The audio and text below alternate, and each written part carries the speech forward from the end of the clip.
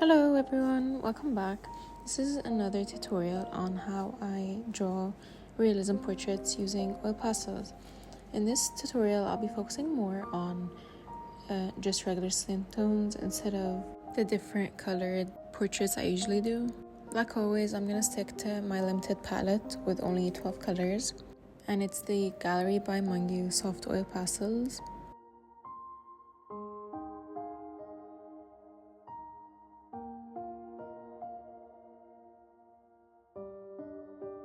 I also just start with a very simple sketch where I just simply outline the overall shape of the portrait. Here I don't focus too much on details, I'm just simply breaking down the entire face into shapes so that my proportions are correct. Before I start coloring, I like to sketch out where all my shadows are going to be, all my lights, my midtones, etc. I also like to identify where my light source is coming directly from. This will help me build all the shadows that are on the face, and it'll help me in a way to sculpt the face and make it come to life. Like usual, I'll start with the eyes, and I'll always work from dark to light. I like to use complementary colors for the eyes, so around the iris I would use blues, and then in the corners of the eyes I'd use red to just sort of make the eye stand out, before I lastly go in with white and just smooth it all out.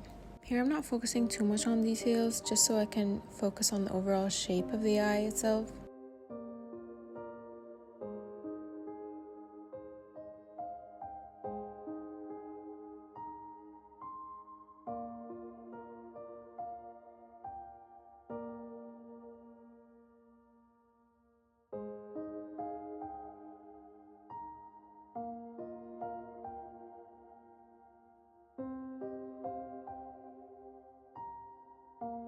After I have my light source identified, I can now go in and block in all the shadows on the face.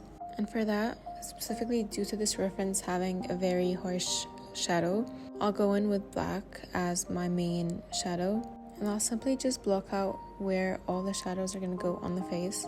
I'll only use black for the darkest sections on the face.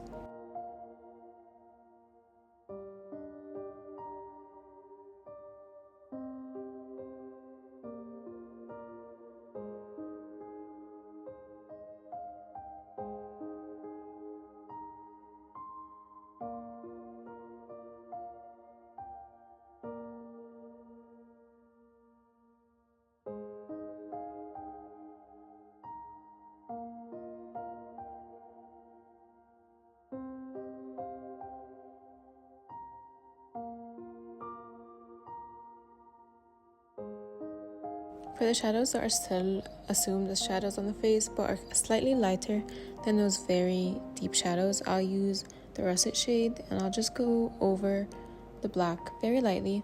I try to keep my pressure very light just so I can slowly build the colors, since if I apply too much pressure on the pastels, it's very easy for them to build up over time and then they'll become cakey or muddy.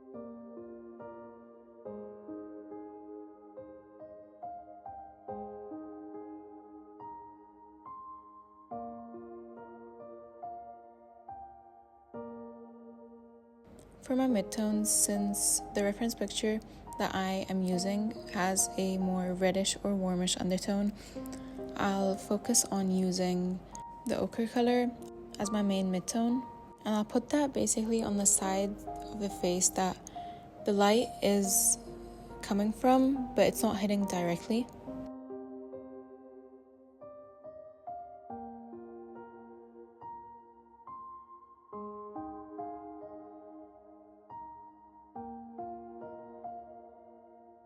Because I don't want to have all those little white spots of the page peeking through, I'll go over it again with the same colors and just slowly try to build up the colors so that by the time I'm done, it all looks blended out and the page isn't peeking through.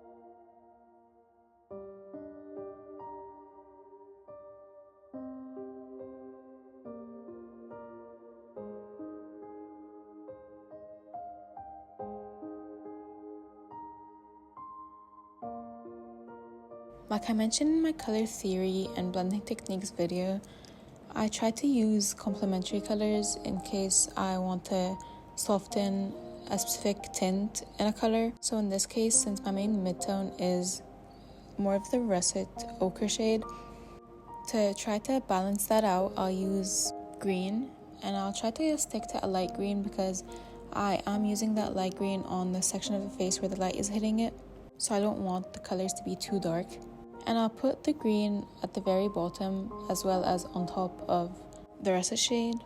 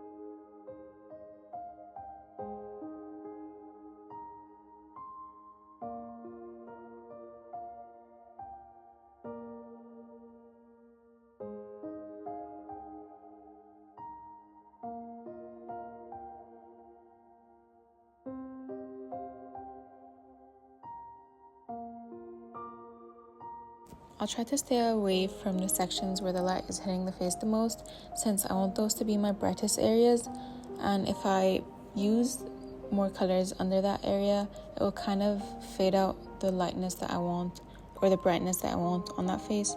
Another way to help soften the colors and put them more into the skin, as well as to make the skin more vibrant, is to incorporate colors like blue, especially since my midtone is very warm.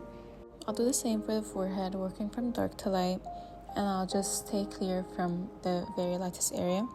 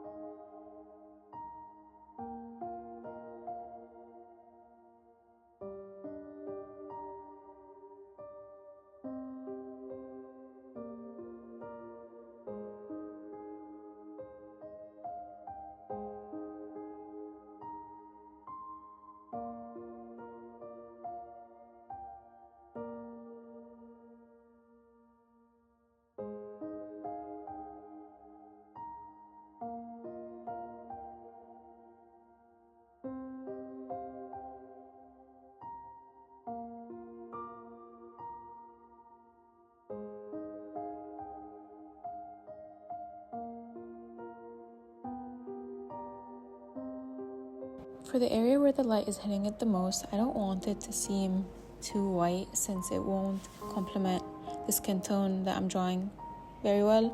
So I'll go in instead with a salmon shade since, like I mentioned previously, my midtone is very warm. The salmon shade will kind of reflect the light being hit on the face, but it won't make it seem as if it's too unrealistic or too bright.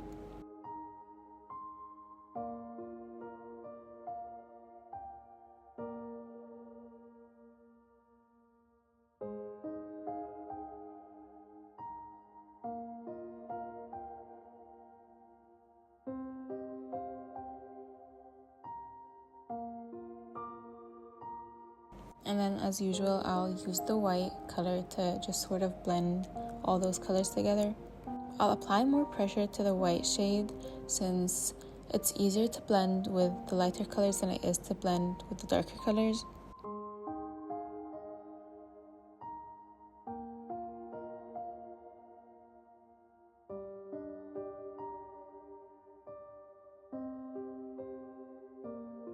I'll repeat that same process for all the areas on the face where the light is hitting it.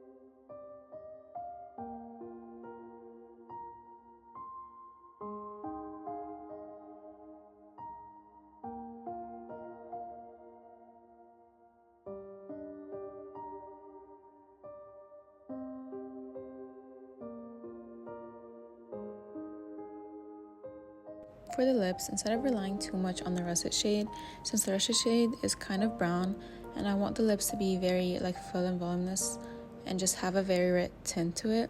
Instead of using that color, I'll use the Scarlet shade. And if I build this color shade on top of the black, it'll give me a very nice dark red.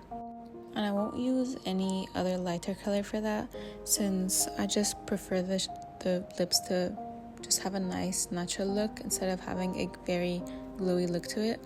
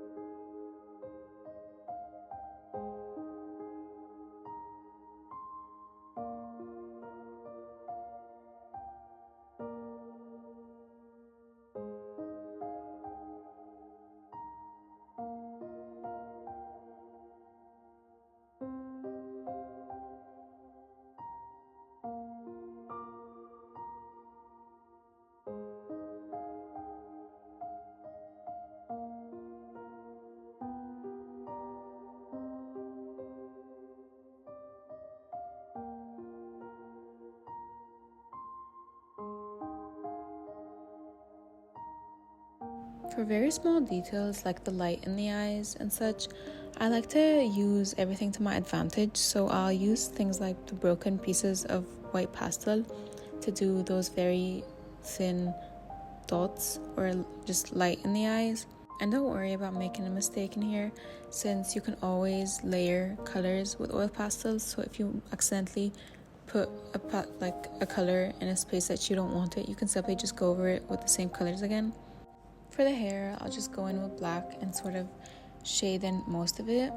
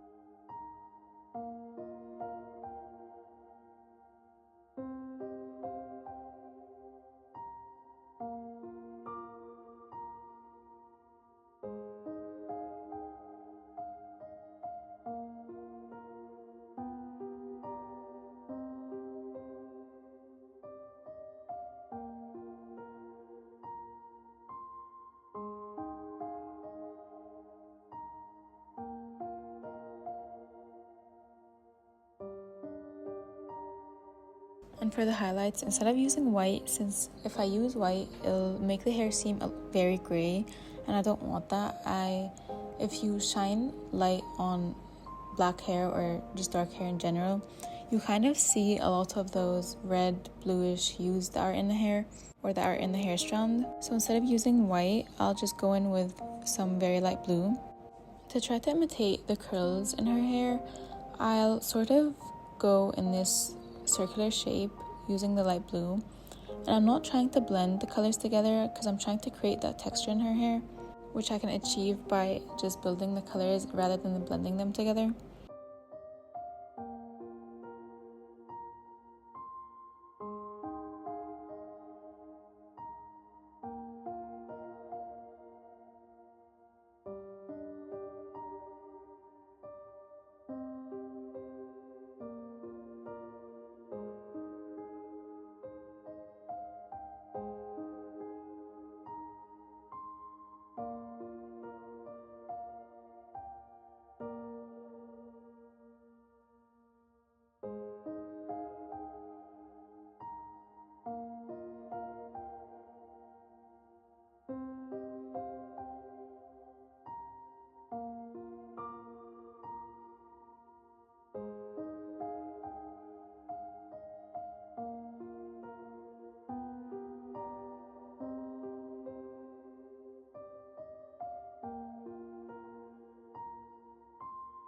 For the background, I want to sort of blend the portrait with the background so I can get this very soft vibe. So I'll start off with my very common colors, which are just black, blue, and white, that I've used a lot throughout this portrait.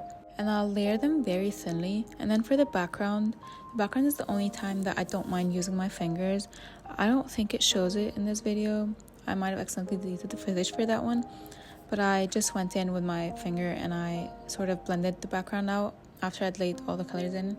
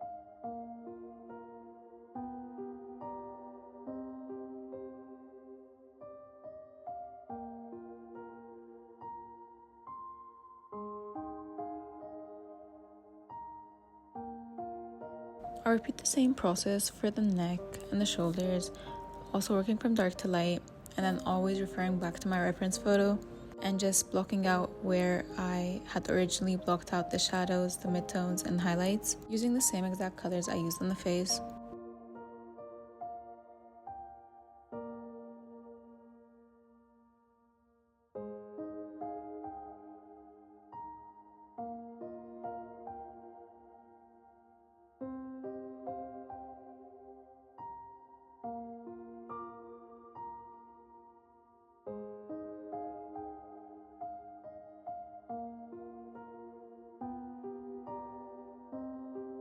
For the shoulders and the neck, I don't really mind putting too much details in them, so I won't focus too much on blending it together.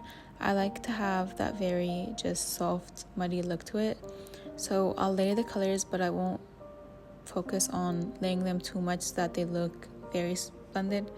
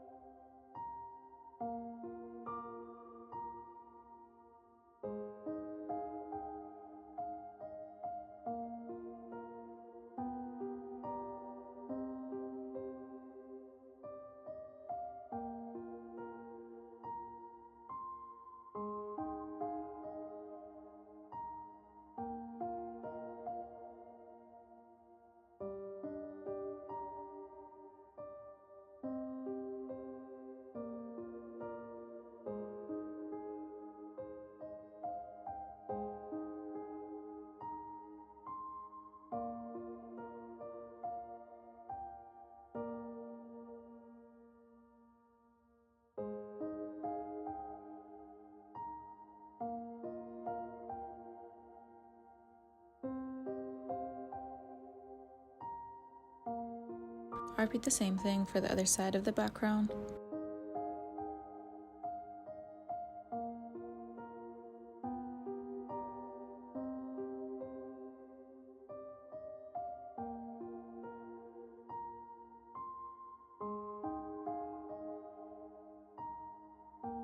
And then lastly, I'll just add in those very small details like the earrings, the highlights from the earrings, using my white, maybe some details to the hair like the braids. And honestly, that should be it. If you have any recommendations for me for any other tutorials that you'd like to see, or any specific areas that you want me to focus on, please do leave a comment down below. I'll try to accommodate it as much as I can. And thank you. Bye bye.